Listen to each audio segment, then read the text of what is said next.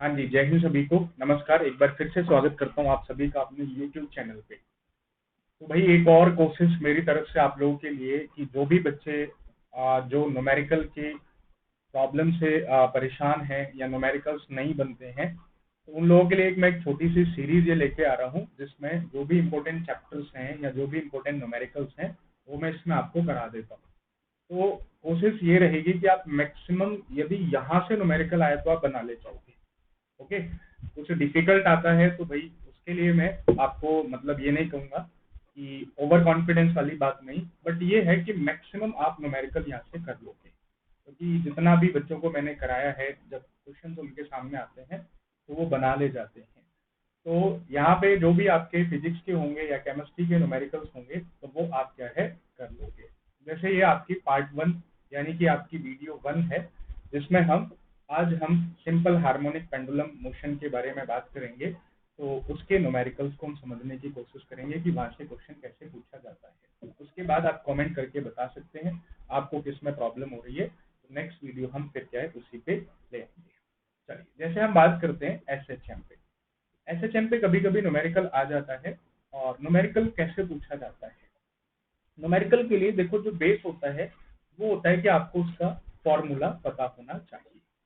आपको फॉर्मूला पता है तो नो डाउट कि आप क्वेश्चंस को बना ले जाओगे। यदि आपको फॉर्मूला नहीं पता है तो दिक्कत जब भी होती है कि जब आपको फॉर्मूला नहीं पता होता है।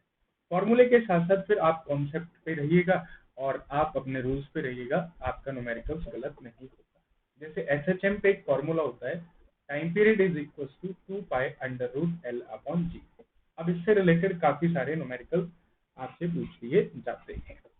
जैसे क्वेश्चन नंबर 1 इस पे बनता है कि एक लड़की है, वो झूले पे झूल रही है, उसके बगल में आके दूसरी लड़की और बैठ जाती है, तो झूले के टाइम पीरियड पे क्या फर्क पड़ेगा?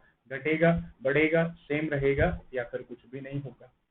तो भाई टाइम पीरियड क्या करता है, 2π√L/G मास पे डिपेंड नहीं करता है, तो इसके टाइम पीरियड पे कोई भी फर्क नहीं पड़ेगा, टाइम पीरियड सेम रहेगा।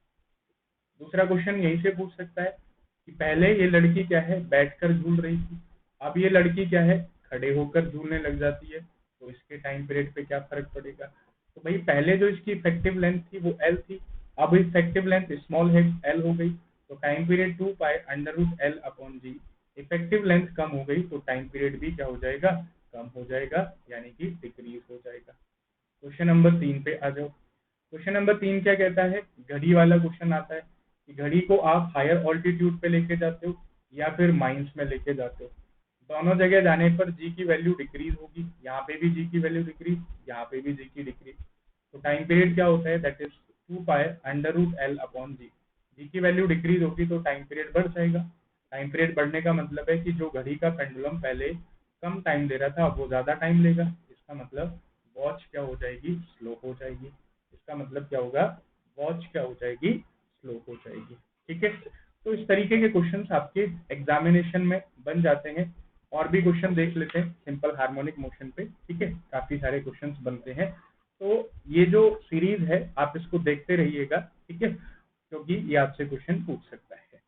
एक क्वेश्चन है जैसे थोड़ा सा अलग है इस फॉर्मूले से। ठीक है, यहाँ पे हम दूसरा बात करते हैं काइनेटिक एनर्जी और पोटेंशियल एनर्जी पे, तो ये भी जान लीजिए।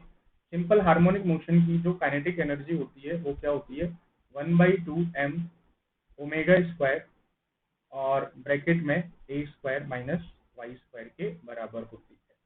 और पोटेंशियल एनर्जी क्या होती है, 1/2m⍵² इंटू y²। तो एक क्वेश्चन है कि at what distance from the mean position in kinetic energy simple harmonic oscillator potential energy equal to the potential energy. जैसे हम लोगों ने क्या पढ़ा था, ये सिंपल हार्मोनिक मोशन है और ये क्या करता है, इस तरीके से मूव करता है। तो होता क्या है, यहाँ पे इसकी पोटेंशियल एनर्जी मैक्सिमम होती है और यहाँ पे काइनेटिक एनर्जी मैक्सिमम होती है। अब आपसे सवाल पूछ रहा है कि किस पॉइंट पे kinetic energy maximum potential energy के बराबर होगी। ठीक है, उसको निकालने का तरीका क्या है कि भाई दोनों को बराबर कर लीजिएगा। जब दोनों को बराबर करेंगे तो क्या हो जाएगा, 1/2m⍵² a² माइनस y² बराबर 1/2m⍵² y²। काटना आता है काट दीजिए, हाफ से हाफ कट जाएगा, m से m, ओमेगा स्क्वायर से ओमेगा कट जाएगा, तो क्या बचेगा a square minus Y square is equal to Y square. तो क्या हो जाएगा a square is equal to 2y square हो जाएगा। अपने को क्या निकालना है, वो डिस्टेंस निकालनी है। डिस्टेंस क्या होगा यहाँ पे y, क्योंकि a क्या होता है एम्पलीट्यूड, तो y क्या हो जाएगा that is a square by 2 हो जाएगा। तो y यहाँ से आप निकाल लोगे दैट इज y स्क्वायर की वैल्यू, तो y हो जाएगा a बाई अंडर रूट 2 हो जाएगा। एक इस तरीके का भी क्वेश्चन आपको बन सकता है, ठीक है, तो यहाँ से भी आप कर सकते हैं। तो मेरे हिसाब से जो मुझे लगता है कि न्यूमेरिकल्स कभी भी आप एनडीए का एग्जामिनेशन देने जा रहे हो, आप आईआईटी जेईई मेंस का एग्जाम नहीं देने जा रहे हो कि वो आपसे इतने डिफिकल्ट लेवल के क्वेश्चन पूछेगा। आपके पेपर में जैसे न्यूमेरिकल्स की जरूरत है वो आपसे वैसे ही पूछता है, और वो थोड़े से कंसेप्चुअल होते हैं, थोड़े से दिमागदार होते हैं, बट बहुत इजी न्यूमेरिकल्स होते हैं। यदि आपने दिमाग लगाया तो आप उन क्वेश्चन को क्या है आराम से कर सकते हैं। ठीक है जी, बात क्लियर है सभी को। चलो, जैसे और क्वेश्चन पूछता है कि भाई क्वेश्चन ये है कि एक पेंडुलम वॉच है और वो क्या है लिफ्ट में रखी हुई है, लिफ्ट की जो कॉर्ड है वो टूट जाती है, तो टाइम पीरियड पे क्या फर्क पड़ेगा या घड़ी पे क्या फर्क पड़ेगा। तो आपको पता है that is time period is equal to 2 pi under root L upon G. Cord टूट जाएगा तो जी का इफेक्टिव वैल्यू 0 हो जाएगा, तो टाइम पीरियड 1/0 मतलब इनफाइनाइट हो जाएगा। इनफाइनाइट का मतलब क्या है कि घड़ी क्या हो जाएगी, इस कंडीशन में घड़ी खराब हो जाएगी, मतलब टाइम पीरियड क्या हो गया उसका इनफाइनाइट हो गया। या फिर ऐसे ही क्वेश्चन है कि भाई कोई भी सिंपल पेंडुलम मोशन है और उसको कहाँ लेके जाया जाता है, अर्थ के ऑर्बिट में लेके जाया जाता है इंटरनेशनल स्पेस स्टेशन पे। तो अर्थ का जो इंटरनेशनल स्पेस ऑर्बिट होता है वहां पे जी की वैल्यू क्या होती है 0 होती है। अब आपसे पूछ रहा है कि उसकी फ्रीक्वेंसी क्या होगी। अब यहाँ से दूसरा क्वेश्चन भी पूछ सकता है, तो पहले आप टाइम पीरियड निकाल सकते हैं। Time period is equal to 2 pi under root L upon G. तो टाइम पीरियड क्या हो जाएगा, जब यहाँ से आप निकालेंगे तो फ्रीक्वेंसी निकालनी है ना, तो फ्रीक्वेंसी क्या हो जाएगी 1/t हो जाएगी। अब 1/t का मतलब क्या है 1/2 pi under root L upon G. अब हमें पता है कि जी की जो इफेक्टिव वैल्यू है वो 0 हो जाएगी, तो 0 होने से ये क्या हो जाएगा दैट इज ये 0 हो जाएगा। तो फ्रीक्वेंसी कितनी हो जाएगी दैट इज फ्रीक्वेंसी क्या हो जाएगी, ये इनफाइनाइट हो जाएगा और फ्रीक्वेंसी क्या हो जाएगी 0 हो जाएगी। ठीक है, तो कोई भी ऐसा न्यूमेरिकल्स है जो आपको इस तरीके से परेशान कर रहा है आप उसे मुझे भेज भी सकते हो।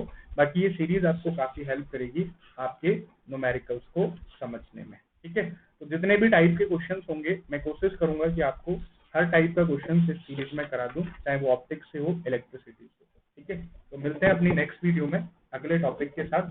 आप कमेंट करके बता सकते हैं कि आपको कौन सा टॉपिक पहले चाहिए, ठीक है, तो उसको मैं पहले प्रायोरिटी में रखूंगा। उसके साथ आपको बता दूं मैं दैट इज जो आपका एनडीए का जो सब्सक्रिप्शन है वो 20% से हाइक होने वाला था, लेकिन अभी कुछ दिन के लिए उसको एक्सटेंड कर दिया गया है। ठीक है, तो आप अपने सब्सक्रिप्शन को एक्सटेंड कर सकते हैं यदि आप नेक्स्ट एग्जाम के लिए भी प्रिपेयर करना चाहते हैं। एंड रिसेंटली मैंने लीनियर मोशन पे वीडियो डाली थी, वो भी आप देख लीजिएगा, that is very very helpful to your examination. Thank you very much, मिलते हैं जल्दी ही पार्ट 2 में। ठीक है, जय हिंद जय भारत।